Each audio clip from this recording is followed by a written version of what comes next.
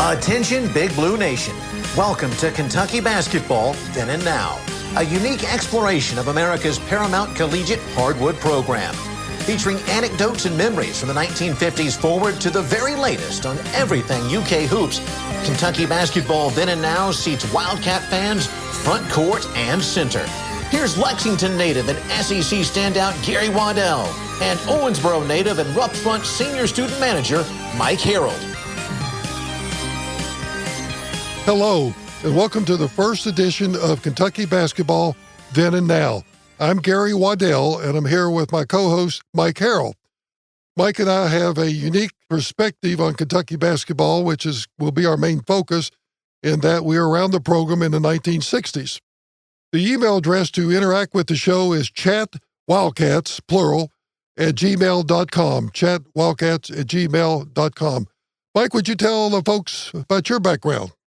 Yes, thank you, Gary. I'm from Owensboro, Kentucky. Grew up listening to the games and rooting for the Big Blue. The western part of the state has always been a key supporter of the basketball program, but the interest when I was a child was even bigger because we had Bobby Watson, who later I'll mention as a high school basketball coach for the team I was a manager of. But he was a starting guard for Coach Rupp during the Ramsey-Hagan eras, and barrely made it in the 1,000-point club. And then, of course, Frank Ramsey was from Madisonville, and Cliff Hagan was from Owensboro. So we had a lot of top stars from right around that area, which made things buzz even more. I wasn't quite good enough to make the team in high school, so I became the student manager, and I worked well with Coach Watson, and he recommended me to Coach Rupp and Coach Lancaster, and so I was one of 8 people who got to try out as the manager for the varsity basketball team the first year I went to school. And by the end of the season, there was 2 of us left. The time commitment was huge, and just a lot of people didn't have the time and energy and interest. But I hung in there, and I was really glad I did. As the season progressed, Coach Rupp became comfortable with me. I was very interested in being as involved as I could be, and so I won the seat next to Coach Rupp on the bench. Back in those days, the team bench was in next to the basket, kind of in the end zone, if you will. And so he wanted a manager right next to the basket, and then him, and then Coach Lancaster, and then the players. And that was the hot seat because every request he had came through me, and there wasn't any cell phones or anything. It was all just verbal. So I usually kept 2 or 3 managers back behind me to turn around and get them to go run errands and stuff, because he was constantly wanting things like tell the film crew to only film the first 10 minutes, and they'd be halfway up the stadium steps to tell him that, and he would decide, no, we better film the whole thing, so I'd have somebody else going up there. But I got to learn to work with him, and it was an amazing seat, sitting there listening to Coach Lancaster and Coach Rupp as the game progressed. Coach Lancaster was just a phenomenal basketball expert on the X's and O's, if you will, and so he was constantly telling Coach Rupp what was going on and things we probably ought to consider. Coach Rupp's role was more of the motivator and the get on the referees and keep things straight type guy. But I really enjoyed that. I got to do that for all 4 years. And on the road, I got to go to all the bus trip games until my senior year. Then I got to go on all of them. Up until then, there wasn't enough seats in the airplane except for one manager. But anyway, I enjoyed a very close relationship with Coach Rupp, and we'll touch on that as we go through the various podcasts. But they were certainly an interesting, dedicated, and intense pair of people, Coach Rupp and Coach Lancaster. Mike, I grew up, as you know, in Lexington. I'm a proud native of Lexington. I grew up on the south side, very close to Southland Park, which has been the sports hub for the south side of Lexington for many years. It's got quite a few activities for teenagers, kids like me growing up in the summer. It's got 2 baseball diamonds. It's got a full basketball court, and probably most importantly, it's got a large swimming pool. I played basketball at Lafayette my sophomore and junior years, played for Herky Rupp, Adolph's son. Herky was a good man, but was not a basketball coach. We had not beaten a local team, a Lexington team, for 2 years. And the parents were upset. The players were unhappy, playing for themselves, no teamwork and so forth. And so the parents got together at the end of my junior year, which would have been 1967, and set up a meeting with Dr. Potts. My parents were a big part of that and setting that meeting up. But the conversation didn't last long. Shortly into the conversation, Dr. Potts says, I know you're here. I understand why you're here, and I agree with you, and the wheels are in motion to make a change. And then we found out later, that Dr. Potts had already met with Herky and had given him 30 days to find a new position, or he would be forced to terminate him. And of course, I'm sure the last thing Dr. Potts wanted to do was terminate Adolph's Rupp's son. But as luck would have it for the Rupps, a job, one of the top 2 or 3 basketball schools in the state at that time, Shelby County, became available. Shelby County had just won the state tournament 2 years earlier with Mike Casey and Bill Busey, and I would say the great Mike Casey. He was, in my opinion, one of the best guards ever to come out of Kentucky. And the superintendent of Shelby County Schools' son, Bill Busey, played for the Wildcats. He was going into his junior year, so I don't imagine it took a lot of prodding by the Rupps for Herky to get that job. My senior year was like a 180. Dr. Potts hired Jock Sutherland, who had been a graduate of Lafayette, played on one of the championship teams in the early 50s for Ralph Carlisle, and Jock just turned things around. He was well-known, well-liked around the state, came in with immediate credibility with me and all the players because he had had such success at Harrison County, and he turned things around. First thing he did before he even had a house for his family to live in, he got me together with him a couple nights a week and just worked me out, worked on footwork, shooting around the basket and so forth. A couple weeks after that, Greg Austin, who was probably the best athlete in Kentucky at that time, excelled in football, quarterback, won the triple jump that year in the state tournament track meet, played baseball, was just a great all-around athlete, and received a basketball scholarship at Auburn. But Greg would join us, and then a couple weeks later, the whole team came in, so we got a good start, and we saw how Jock was going to operate things. It was being focused at practice, or you'd be embarrassed. He was sharp wit, and our senior year, we took a team that, again, couldn't beat a local team, and we went 21-4 my senior year. I didn't make All-City my junior year, and again, I give Jock the credit and hard work. Senior year was a first-team All-State player. My dad had season tickets for UK games starting when I was probably 12 or 13, so I rarely missed a UK game. Also in Lexington in the 60s, the state tournament was held at Memorial Coliseum quite a bit. And in Kentucky, state tournament's a big deal. Kentucky is still only one of 3 states that hasn't broken into the class systems, which means that state tournament, you may get a small mountain school playing against one of the big Louisville schools. And occasionally there'll be an upset. And of course, the fans really like that. And you can be at a game and the fans just get a sense that, well, this small school has got a chance. And they start rooting for the small school. And before the end of the game, typically there's 20,000 people at Rupp Arena pulling for the small, typically mountain school. Also, Lexington hosted, it's a defunct now, but hosted the East-West College All-Star basketball game, which was held 2 weeks after the Final Four. The last weekend was not called the Final Four then, but it was neat for me because I could go down Friday after school and watch these players. I remember rebounding for Gail Goodrich, who just 2 weeks earlier had scored 39 points in the championship game against Michigan to give John Wooden his second championship. Also, at our country club, every summer we had a UK basketball player as a lifeguard. The first one was Cotton Nash. Cotton was the best player in Kentucky at that time and kind of the golden boy. And his family had moved around, but his last high school year was in Louisiana. And at that time, the old Highwaymen song, Cotton Balls, was popular, and it just kind of fit Cotton Nash to a T. And then the next year, Pat Riley was our lifeguard. Pat wasn't nearly as friendly as was Cotton. He didn't want to have small talk with a 13, 14-year-old kid.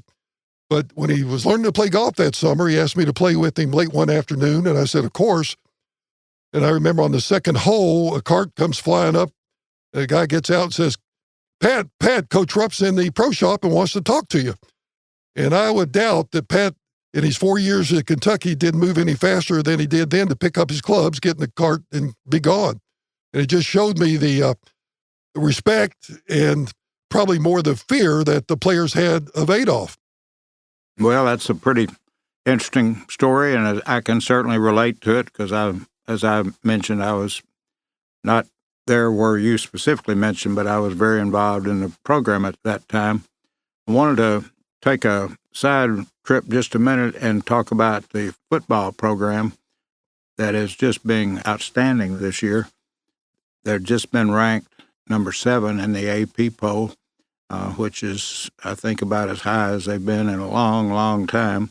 I think it's really maybe a little bit too high right now. They've only played really one good team. That was Florida, and they caused themselves some problems, but showed their strength by being able to overcome those. So I think we really do have a super team, and they well could go 10-2 if they lose to Tennessee and Georgia. If they can win one of those games, obviously they'd be 11-1. All of the other games, they should be favored. The next game is going to be a tough one at Ole Miss this coming weekend, and then 2 games in a row at home, South Carolina and Mississippi State, followed by an open date, and then Tennessee away, which will be a really tough game, and then Missouri away, and then Vandy at home, and then November 19th, Georgia at home, which I don't think we can beat Georgia, but it might be a real interesting game. And then lastly, we got Louisville right after Thanksgiving. So a very good start to the program, and hopefully they'll continue that. And I wish them every good fortune. Gary, what did you think when the basketball Cats went down and played in the Bahamas? Mike, the football we've talked, the stars are aligned this year for UK to have a great year. 8 of the 12 games are at home. The SEC East is still relatively weak. There's a bunch of cupcakes in there, South Carolina, Missouri, and then the other 3 cupcakes have already played 2 of those. So it should be a very good year. First of all, it was really neat for me to watch college basketball in August. You don't get to have that opportunity much, but I enjoyed all 4 games, watched every second of them.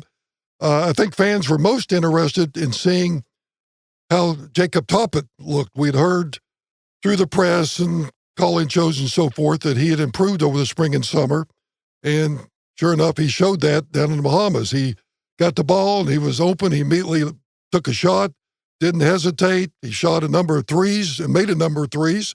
Last year, he only shot 3 threes the entire season, so he looked better.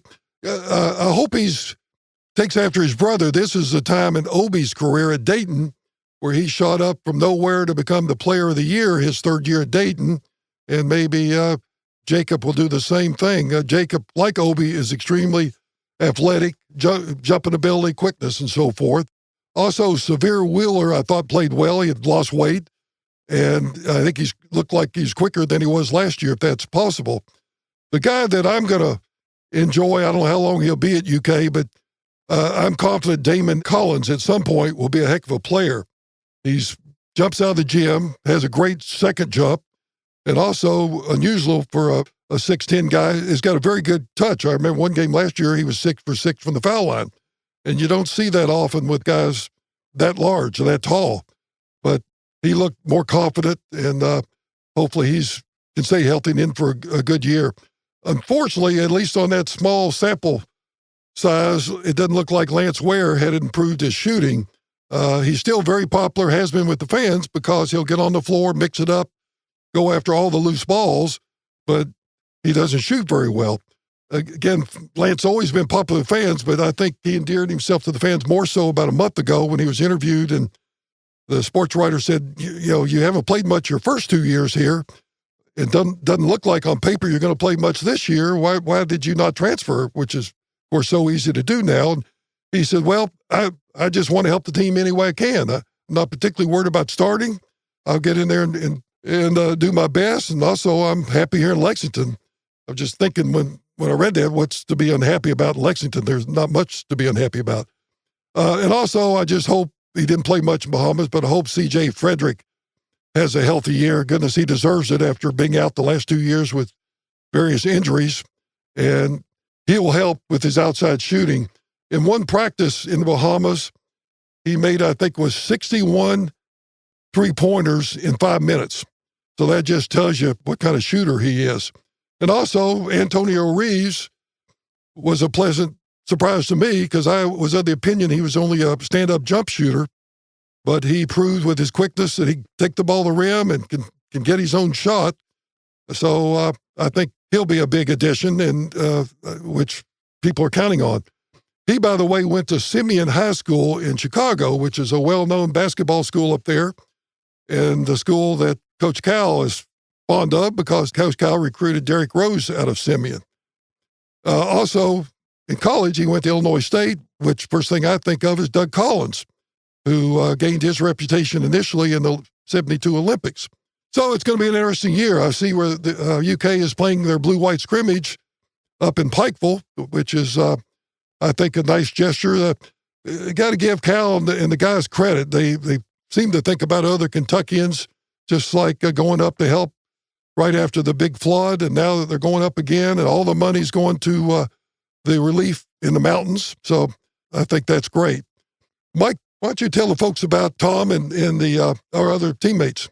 Okay, Gary, we do have some other folks that are on our team. Tom Gray is a longtime friend of Gary's and is a fantastic statistician. He's got all kinds of facts that he'll be offering us and we'll be using. Richard Downs is our business manager, and he will be taking some of those facts and sharing them with you from week to week. And then we also have Ned Burkow, who is our technical director and doing a fine job for us. So we feel like we've got a great team going forward. The fact that Tom offered up today I thought was very interesting and proved a point that I believe. I'm obviously biased, but I think the record supports me, and that I think Coach Rupp was the best basketball coach ever and deserves even more credit, even though he's no longer among the living. And what Tom did for us, he went back and took the results over Coach Rupp's career, his winning percentage, which was about 84%, and said, what if Coach Rupp had as many games to coach as these teams do now? What would his winning record be? And so matching them up and making them consistent, it showed that Coach Rupp is still the winningest coach. He has 6 more victories than Coach K. So I think it certainly helps support my argument that he's the best coach there's ever been. And that's the kind of stuff we'll be trying to bring to you. We'll also bring along, obviously, whatever's happening with the Cats, but then other little pertinent snippets. I've mentioned to you that we got a chuckle out of the College Game Day, Desmond Howard picking UK as his sleeper team to make the Final Four in college football. But after 4 games, it looks like that's a pick that's got some legs.